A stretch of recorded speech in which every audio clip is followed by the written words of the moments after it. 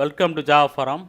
Now I am going to show you how to create a user with home directory in GUI mode in AlmaLinux 9 operating system. So very simple.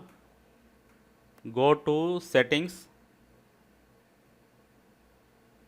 So left menu you can see users. Click the users. You can see unlock to add users and change settings.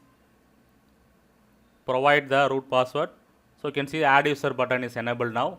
Click the add user button. So I am creating one new user called Java Forum with password.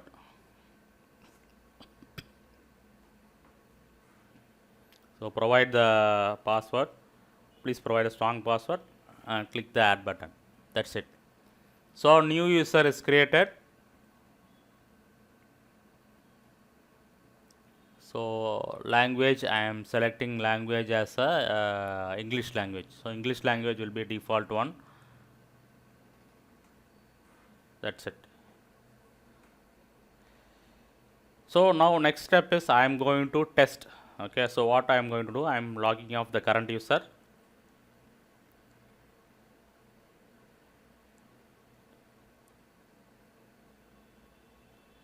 So here you can see that Java Forum user newly created user Java Forum is got displayed.